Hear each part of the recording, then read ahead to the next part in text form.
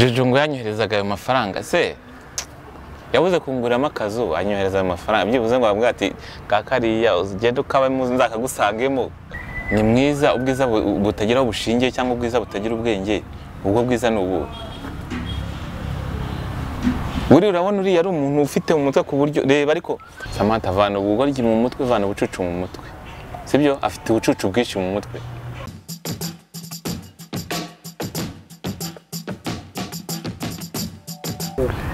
Yes, twongeye kubasuza abakunzi ba Yawe TV muri aka kanya. Imbere ya kamera zacu murahabona umusore nkoze kosa nuko ntamwita Kiroso. Naho ikiroso cyo murakibona nicyo kirango niyo rangamuntu. Muraho umusore. Muraho neza. Meze neza. Namahoro. yawetv.com urayizi? Cyane.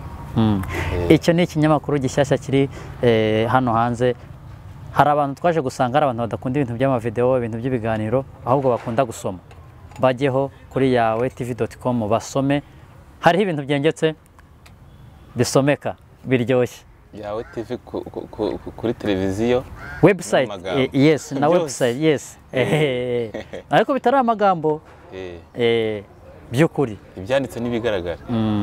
Yes. Oraho Kiroso. Oraho neza. Ako none ufite akanyamuneza amenya daherutse kurwana. Aya. Ariko burya indwanyirangwa n'imisari kandi ndabona nta misari mfite. Ubwo niba byaranabayeho ahubwo ubwo ni nka kwa kundi umugabo aba yitabara. Ariko se uretse kurwana n'umugabo mugenzi wawe ryari? Oya. Wirwanira n'abagore gusa. Uretse no kurwana nta n'amabuye nge ntera. Wirwanira n'abagore gusa. Warwana n'umugore koko aya. Bakunze ba Yawe TV. Ubwo muheruka kubona Kiroso kuri Yawe TV. Ntiyarwanaga na Samantha. Samantha buriya bavuga ko ari kurwana. Ariko bari babona umuntu warwanye. Aya. Biriya byari kwitabara. Cyangwa kugira ngo nkure umwanzi mu rugo rwanjye ariko nabivuga. Icyo mwapfaga se cyarakemutse? Ese ko nta deni nayo mufitiye. Ngo yenda ngo yaraje kurinyishyuza. Ubwo urumva giye nta kibazo mfitanye nawe kuri njyewe. Tumaze iminsi twarakubuze. Kiroso ahugiye mu duki muri no minsi. Kiroso ari guhiga ubuzima nyine ari gushakisha hirya no hino. Muri Misiri mu gihe ahantu bita Musanze. Iwabo w'ibirayi. Iwabo w'ibirayi. Ese buriya abantu b'i Musanze babikunda bitogosheje babikunda mu ifiriti cyangwa babikunda bimeze bite? Nabonye babirya mu ntuza mu ngeri zose. Ari bitogosheje ari ibyokeje. Ari bigize ari amafiriti byose nabonye babikunda. Uri mu basore tuziranye bafite igikundiro. Musanze nta mukunzi mushya uhari. Ahubwo umukunzi hari n'abafana, hari abakunzi, hari abafana bose barahari. Ari abakunzi n'abafana ufite benshi nabaye. Ese wagira ngo buriya umuntu ko ari umenya ukuri kwiwe buriya hari umuntu uzi ngo nkundu uyu nguyu cyangwa umuntu akabazi ko ngo turakundana. Buriya byose igihe mbifata nko mu cyiciro kimwe. Mbifata mu cyiciro kimwe kabisa. Ari umukunzi, ari umufana, byose nakumva ari nk'ibintu. Okay. Aba bantu bose tubashyize hamwe. Abakunzi n'abafana. Reka tubashyire hamwe. Ari igitsina gore n'igitsina gabo cyinshi. Cyinshi ni iki? Umva. Njye mbona ari igitsina gore. Mbona igitsina gore rwose. Igitsina gore nicyo cyinshi. Ariko reka nkubwire. Oya ibanga niriho ya utaturira mu mibare. Ibanga niri. Buriya rero kereka mbakoresheje nk'inama nuko baba bategeranye. Nkababaza. Ntago mbizi nanjye. Okay. Turaje tujya ku kintu bita background yawe. Utubwireho muri make. Ariko tutarakijyaho. Wenda turi buze nacyo kukigeraho. Wenda gishobora kuba gifitanye n'isano cyo kuba ukundwa n'abagore cyane kurusha abagabo. Izina Kiroso. Kuki ku mubiri wawe guturuka ku mano kugera kuri uwo musatsi? Wiswe Kiroso ntiwitwe mano cyangwa witwe nzara cyangwa witwe matuza cyangwa manudi. Manudi se? Manudi nawe ni igice cy'umubiri se? Uvuze mano. Manudi. Okay, Kiroso ryaturutse.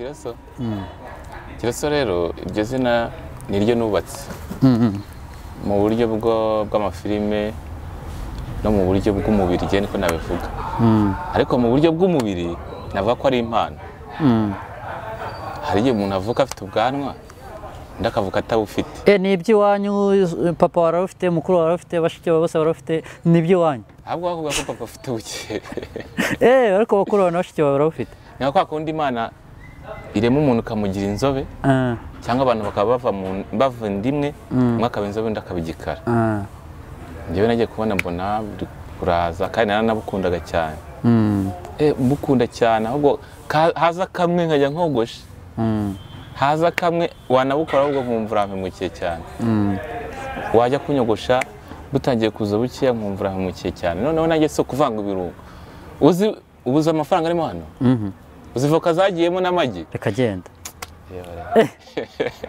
nta bindi bintu washyizemo wenda bitari amagi na voka wiki ni byinshi cyane na za salade byose birimo byinshi cyane na za mayoneze hano harimo ibintu byinshi cyane kabisa ujya kwitwa KIROSO niwe wabyise cyangwa barabikwise KIROSO rero hari filime twakinaga ba marore nitwa KIROSO n'ubundi barimfashe gutyo abantu bose baravuga ati bakagenda bavivura nyine riramfata neza nanjye noneho nisanga niswe KIROSO ndaryakira nyine utubwiye ko ufite ababyeyi papa wawe mfite papa wanjye ufite papa wawe yaguhamagara ngo iki papa se byarabizi nyine papa mbona ku mbuga aguhamagara ngo iki papa se sajya ngo mukire n'ibyo hanze byo mu cyaro rubyogo muze hungu tubwire uri umusitari bimva hari abantu tunyotewe kumenya ese ubundi KIROSO yaturutse byagenze bite se yitwa oroherwa twese iyo muzaguhamagara guhamagara ngo guki cyangwa urungano hari izina nitwaga mu cyaro n'abantu benshi bayitaga ngezi ni ikinyarwanda kera mva mubwire kera nakundaga kugira amahane yo kurwana nta mbaraga nari mfite ariko nateranaga amabuye kuko iyo wankinishaga naguteraga ibuye sinahushaga baravuga ngo ntageza rero n'umukinisha nicyo bishatse kuvuga riba riramfashe byo mu cyaro nyine riba riramfashe ariko nageze Kigali mpita ndisiga iyo ngiye mu cyaro buriya biba byiza iyo uteye intambwe mu buzima ukaba wagira umukunzi mu bantu bose mwigeze munyura mu rukundo turi buze kugarukaho babandi bose hari n'umwe uzi izina ngezi mbasha barabizi inde muri bo ariko kuko niba ushaka kumenyesha amabanga yose ariko turi kuganira ibintu byose bashaka kubishyira hanze uri umusitari ubu se wumva iyo urabizi uri mu cyaro cyangwa hari ahantu ugera ugafata ntuza ubuzima bwaho ugahura n'abantu baho mukamenyana cyangwa kuba inshuti n'abantu baho ariko muri abo ngabo ni abantu wenda mu rwego rw'umutekano wabo ni abantu babaye yenda hagiye baba barabaye abamama cyangwa barageze mu yindi ntuza kuvuga izina rye rero tutakiri na kumwe ariko bararizi barahari barizi ubaye rero nko kuzuza CV bikageraho wuzuza igihe kinini wakundanye wakuzaho wakundanye igihe kingana gute igihe cy'umuntu twamaranye se dukundana cyangwa umuntu mwakundanye mukabana igihe mwamaranye igihe kingana gute twamaranye imyaka 4 ubu yararongowe se cyangwa aracyaraho yararongowe yewe ariko ntiyari yagiye ubishaka cyangwa kubera ukuntu twakundanaga yagiye ntabishaka ariko biba ngombwa ko agenda we hari ikintu we yashakaga muri we nimba yashaka kubaka ariko icyo gihe ngiye bitaranzamo nari ntabitekereza rwose numva nkivuga ati mbaye njya guhiga nimba wenda twarabaga mu ntara mbanze njye i Kigali mpamenye urabona ko nageze i Kigali nkamenyana n'abantu benshi namwe tukamenyana ubwo wenda iyo nshaka muri icyo gihe mba ndi mu cyaro ubu ufite nk'abana bangahe ni nk'umwe wenda cyangwa ni nk'umwe wenda n'undi ari mu nda ese urabizi ko ubyara yewe mva ye kubera icyizere nifite ndabizi. Okay. Amakuru ya Mufore cyane ya Fani. Fani se Fana turavugana kuri telefone. Kubera iki kuri telefone? Ese communication zo kuri telefone ni ngombwa kubera yuko kujya kumureba se Fani ko ari umushuti wanjye bisanzwe biri aho ngaho. Wese kukureba. Wese kukureba. We kuza kukureba. Aza kundeba. Byashoboka ariko nta communication zindi zihari. Rega buriya Fani yabaye inshuti yanjye bisanzwe, yabaye umuntu ngira inama cyane nagira inama nanjye, nta communication zirenze. Kandi warigeze ukora igikorwa cy'ububwa? Cyane icy'ububwa se cyane icy'ubuga. Ikihe se? Icyo ngicyo uvuze. Wigeze udohoka ukora igikorwa cy'ububwa utera ivi? Mvuze mu mvugo zande? Za Rocky. Uratukanye. Oya, ngendeye gishije mvuga mu aho suruse. Nakoze igihe gikorwa cy'ububwa. Cya Rocky. Uretse niba ari icy'ububwa ejo bundi wese nabonye yarariteye. Ubwo ni urugero yatanze, ubwo nimbwa irutize. Rocky yarongoye muri filime. Yarongoye muri filime? Yarongoye mu ndirimbo. Yarongoreye mu ndirimbo? Aya. Yarongoye. Ubukoze igikorwa cy'ububwa. Ubutereye mu ntivi. Ariko abantu batinyuka gukora kiriya gikorwa. Reka nguhe urugero. Yego. Nk'abo ngubu twicaranye aha ngaha. Nimba narateye ivi, ntiwigeze unacana bugufi byibuze ngo unabyerekane. Urumva? Ntiwigeze unagerageza byibuze ngo nawe umanuke uce bugufi, ntuterere iyo vari kuce bugufi. Ahubwo nakoze igikorwa cy'abagabo. Byiza cyane ko ufite so kandi uganira n'abandi bagabo wenda bari mu kigero cya so. Ese Kiroso hari umugabo byibuze uri mu kigero ukuruta waba ari kugira inama yo gutera ivi? Umugabo? Yaba ko benshi cyane. Akakubwira n'ibyiza byaryo. Ibyiza byaryo ko bitamiriye. Ubugese sinahita mbimenya. Ubu none ntabwo wakongera kuritera. Yewe abona none ninongera kuritera nzatera abiri. Habuze iki ngo uriterere Samantha twakomeje. Samantha? Yego ye. Samantha uramuterera ivi. Kubera iki? Amagingo yangabo ngo nta vi namuterera. Nyine ibyabaye warabibonye. Samantha no ariko tuye tuganira ibintu no kangarura muri Samantha. Ariko Kiroso hagati ya Fani na Samantha ibyo byose hari icyitwa urukundo cyanyuzemo. Ninde umutima wawe wakubwirizaga gukunda cyangwa wumva gukunda muri hagati yabo bombi? Ni Fani we. Gira kanubwira Fani ku rukundo mwagiranye. Aya bira byabaye expired. Yego se? Byabaye expired ntabwo mashana kutumva bivuga. None se ubivuze nkaho wenda Samantha yaguterese ntabwo wamuterese? Samantha iki? Se wansabye urukundo se? Samantha niwe wagusabye urukundo? Wararumuhaye cyangwa warumwimye? Ntabwo namuhaye. Kubera iki? Yirukansa atararufata ntararumuha. Ariko rwari ruhari. Samantha we. Oya reka nzavuga Samantha. Samantha we ni karibu kwa Kiroso urukundo ruracyahari. Yego. Rwarafeirinze. Kubera iki? Aya. Samantha reka. Samantha asigari wishero. Samantha yakubwiye ko yari yagukundiye iki? Ubwitonzi, ibyambayeho, kumpoza agahinda, ibintu nk'ibyo. Kandi byari byo. Byari byo kandi bitarabaye. Nyine byari byo no kuvuga ngo wowe wari ufite urukundo, ufite ibyo byakubayeho bibabaje, akugirira impuhwe arangije araza ntiwamuhereza karibu. Ako reka nkubwire umuntu araje akomanze. Urumva? Imba ko n'urugero ngo araje akomanze ahise akubise akomanze rimwe. Ahise yirukanka. Ukumva akomanze rimwe gutya ahise yirukanka. Hari igihe wari uri mu bindi kugira ngo ujye kureba umuntu ukomanze nubyumvira mu bindi wari urimo nturi buti ujya gukingura. Urakomeza wigumira mu byabaho ahubwo use nk'uwikanze nahita agenda ubwo arabaje arakomanga aragenda. Azavuga ati nabuze umuntu naraje ndababura kandi wari uri mu nzu yakomanze rimwe ryonyine. Ibintu bibiri. Ni iki Samantha yagukoreye utazibagirwa cyiza, ni iki Samantha yagukoreye utazibagirwa kibi? reka mubwize ukuri nta kintu cyiza yankoreye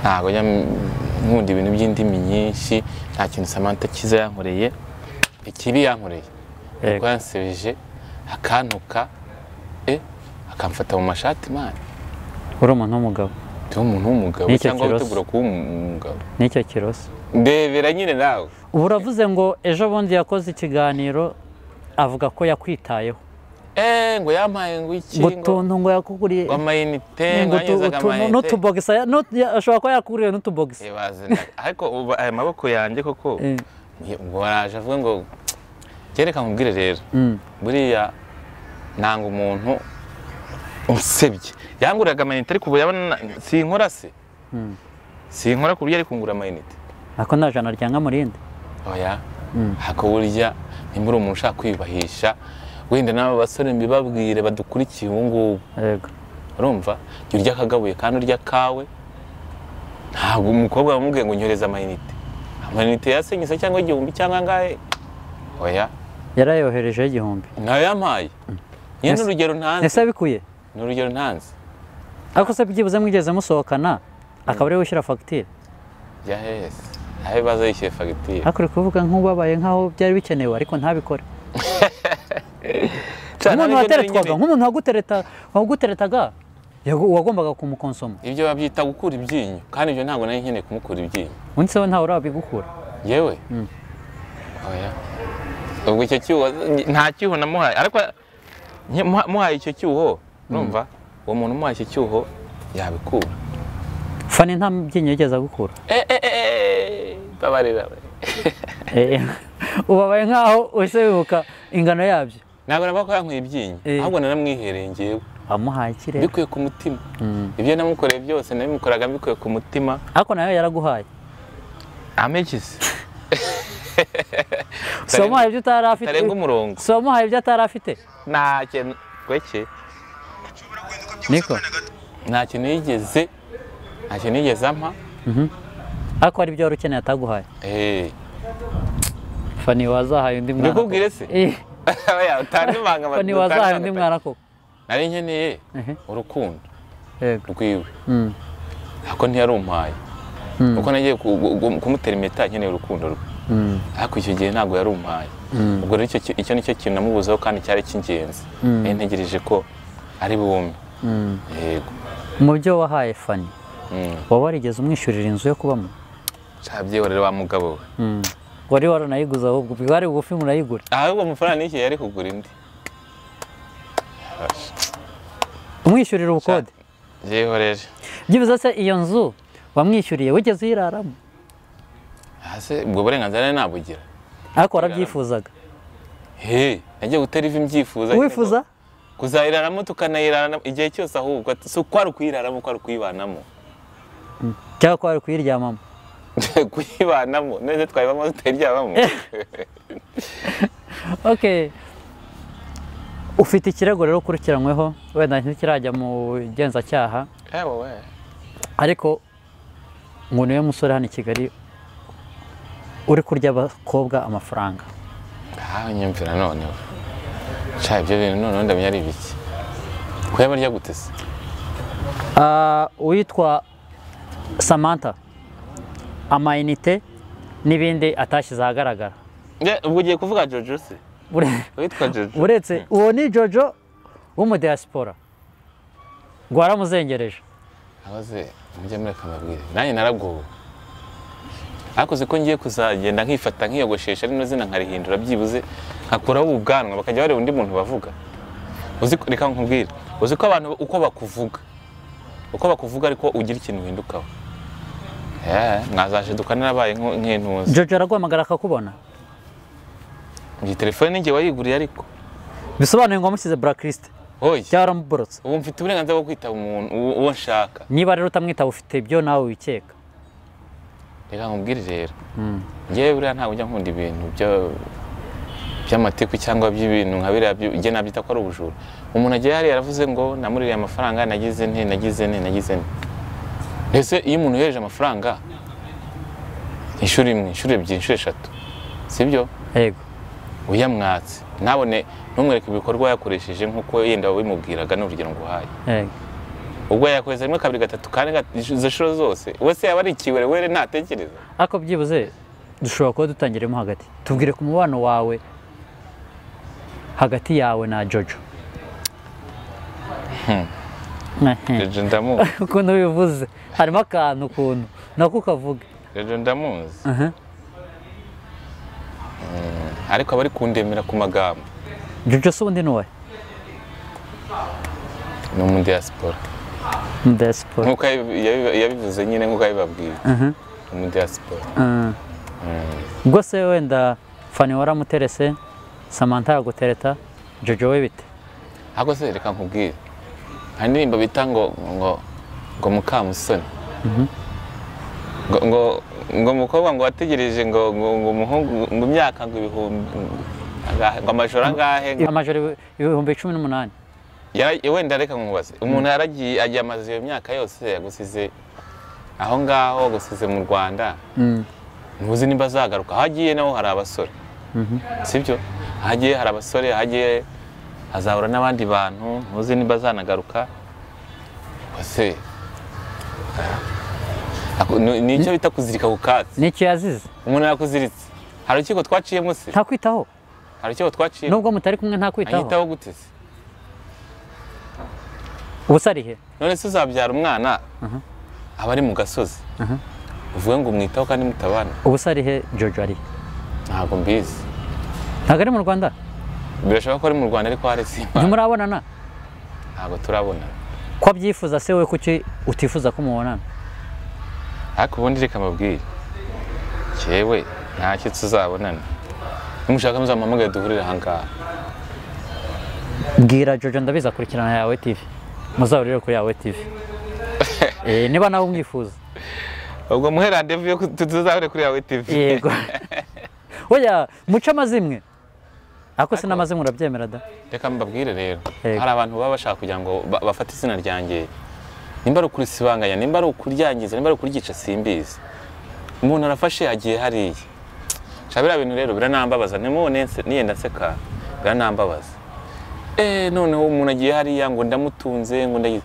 ariko reka mbabwire Imana yanze ko tureba mu mitima y'abantu igafata umuntu ikamurema uko nyine ntarebe mu mutima wundi yarakoze cyane uzi ko hari igihe umuntu ari kuzajya akubona agufata nk'intuza akavuga ati umuntu afite uburenganzira reka mukure ku isi mite mwica murangiza avuga bigakunda umuntu yavuze ngo naramutunze ibi byose inzu 100,000 ngahe ese nge ntago nkora nge nicyo ndi kubaza sinkora ngewe ko nta jana ryanga murindi oya nanjye ndakora wumve Samantha amayinite nanjye ndakora nayigurira ako wagiye gukuru wakuri umuntu amayinite koko uri umuhungu uri umusore uri musha Jojo ngo yanyoherezaga ayo mafaranga se yabuze kunguriramo akazu anyohereza ayo mafaranga byibuze ngo bamubwira ati kakariya ugende ukabamo nzakagusangemo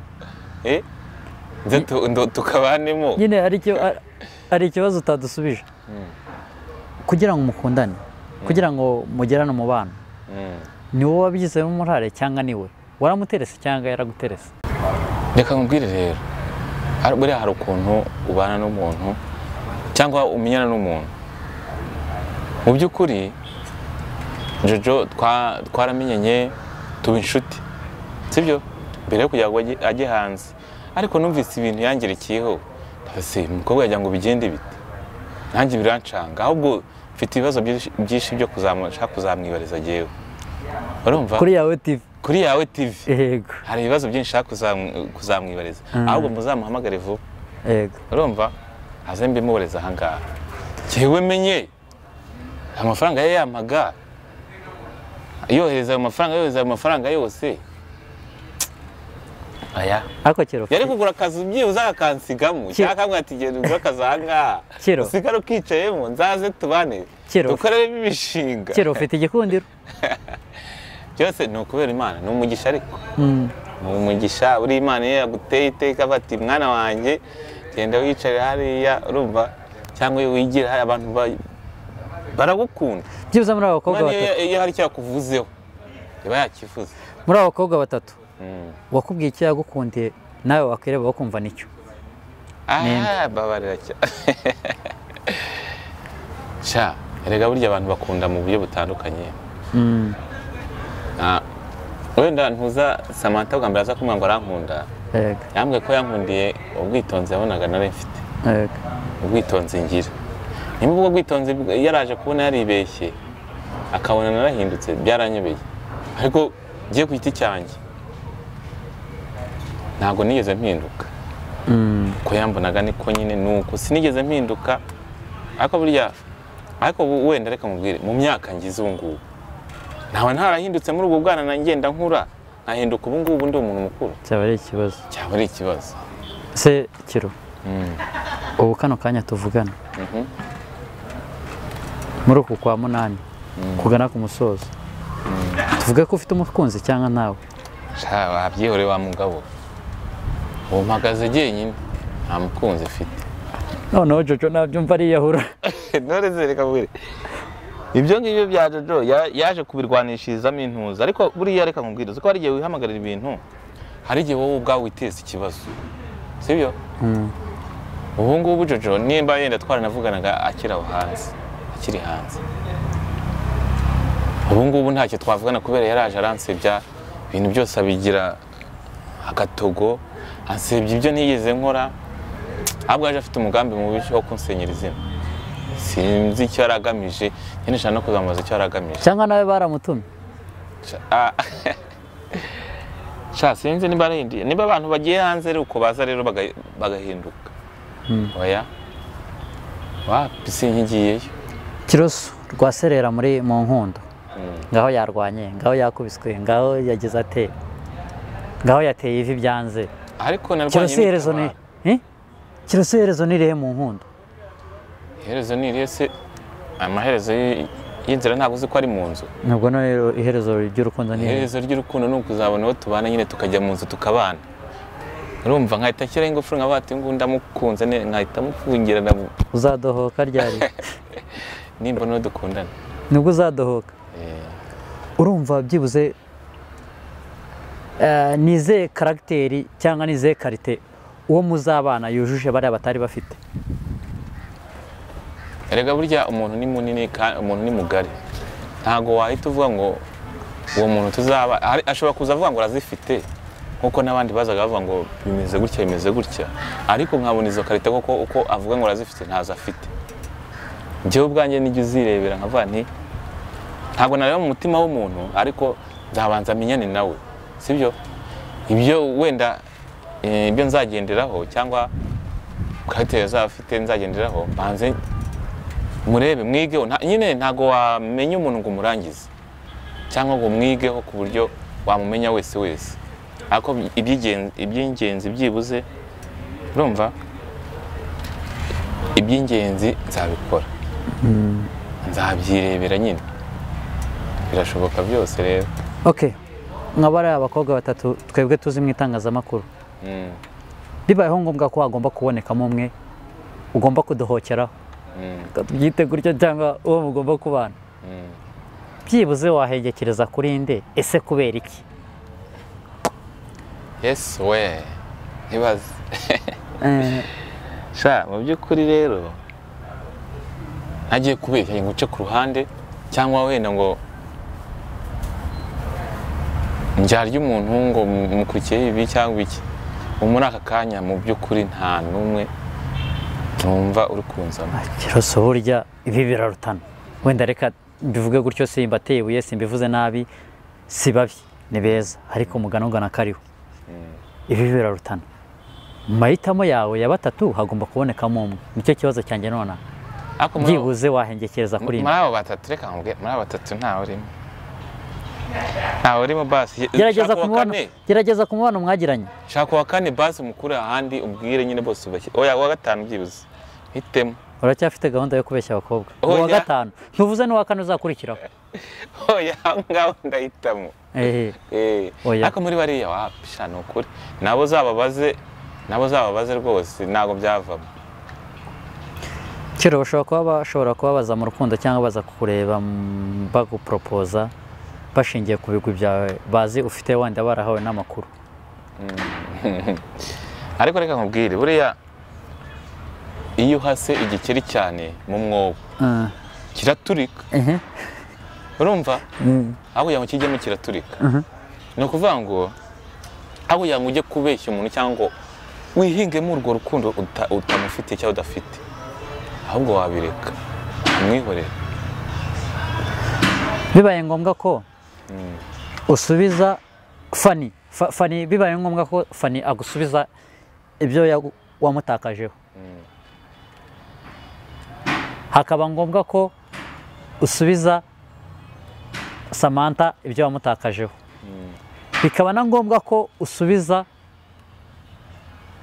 JOJO ibyo yagutakajeho nihe byaba byinshi aho sereka neza ubu nk'igihe wahereye urya sibyo igihe wahereye urya bakubajije ibyo wariye aho byagiye bijya ntago hazi sibyo none se ibyo bagiye bagira nta fagitire bampaga nako nta fagitire yabyo bampaga sibyo hagiye umwe ashobora kubigenderamo akaba yarampaye byinshi cyangwa nayo namuhaye byinshi ariko ikigaragara cyo watangaje ko agutunze bwo ntiwabona icyo umusubiza antunze uwo ninde yagutunze antunze se n'Imana ni intunze kugeza ubu ngubu JOJO ntiwabona icyo umusubiza ahubwo mwihe ni wowe uhari mwihe JOJO kuko ibyo yagutakaje ngaho amazu kugukodeshereza ngaho niyo telefone ufite ashobora ko ari wowe kuguriye ngaho ku gapira keza ufite ashobora ko ari wowe kuguriye JOJO ntacyo ufite cyo kumusubiza ahubwo wowe mwiteho icyo yagukurikiranye yakibone oya reka nkubwire rero bariya bose navuga ko ari inyatsi kandi n'abandi bariya abakobwa bose ni inyatsi nkuru ni iyihe muri zo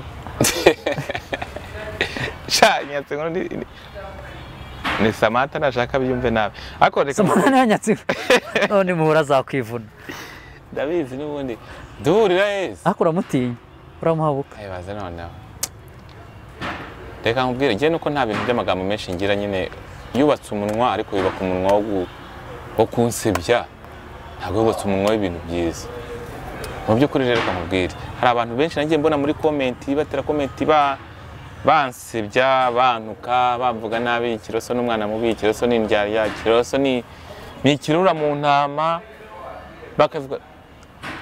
bakavuga uburyo bugiye butandukanye ngewe cyo nababwira wumva nabo mbasubiza uko nguko ugenda KIROSO niko Imana yandimye nimba ubwo ndi ikirura ko niko babibonye ariko burya ntihakagire umuntu utekerereza undi kuko ntawe ubasha kureba mu mutima wundi sibyo ntago ubasha kureba mu mutima wundi ngo umenye ukuri kurimo kandi ikindi ntago wakwihinduranya ngo wihinduranye igihe cyose ushobora kwihinduranya n'ubundi bikagira bikakujabuka bakagucishamo ijisho bakubona ariko ngewe ntago ari uko nteye KIROSO ejo bundi ahantu JOJO yakoze interview baraguhamagara wanga kwitaba nonaha niba koko ntacyo wishinja reka natwe tumuhamagare muhamagare nde JOJO oya reka tumuhamagare niba ntacyo wishinja nubyanga KIROSO koko JOJO arabagutunze araba ari we ugutunze akwishyurira inzu akwishyurira byose kurya no kwambara byose muri aka kanya ufata uko ubishaka oya reka tumuhamagare 078 umva nkubwiye se muri aka kanya ufata uko ubishaka urumva ariko sishaka kuvugana nawe sinakubwiye ngo uzamuhamagare duhurire aha ngaha kenza wenda uzadukwepa bakwepa njya he nzaza hari ideni murimo se nese kuki udashaka kumwitaba cyangwa udashaka ko tumuhamagara nzaza nimuhamagara nimba ideni muri mazaza ni fagitire ndimwishyure ariko KIROSO koko buriya JOJO n'umwana mwiza urebye ukuntu ahagaze n'umutoto ukeye wujuje byose none kigeretse afite n'amafaranga kandi aranayerekura akaguheza akakuremera kuko uriya mwana uramuziza iki ariko reka nkubaze ni mwiza ubwiza butagira ubushingiye cyangwa ubwiza butagira ubwenge ubwo bwiza ni ubu urabona uriya ari umuntu ufite umutwe ku buryo reba ariko umuntu agiye hariya agiye gutangaza amakuru agiye kujya kunsebya ngo yanyishyuraga inzu ngo yampaga ngo amafaranga yo kugira gute ngo nkayishyiramo Fani n'ibiki none se ari umuntu uzi ubwenge yakwiye kuza akanyegera tukicara mbere kugira ngo ajye kwitangazamakuru.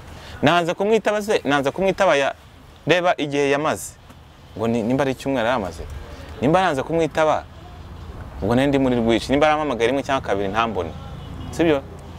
Yarakwiye kubanza kunshaka kugira ngo ajye kugira gute kujya kunsibya kwitangazamakuru. Je navuga ko ari kunsibya rega. Usibye kuguhamagara mu itangazamakuru ntabwo yigeze guhamagara bisanzwe. Twavugana kuri WhatsApp. Yego. Urumva aranyekera arambwira ngo agiye kuza mu Rwanda. Noneho ubwo ntabwo ni sawa. Ubwo hashize nk'imisi ibintu numva arambwiye kuri WhatsApp. Yampaye voice arambwira ati naraje ndi mu rugo.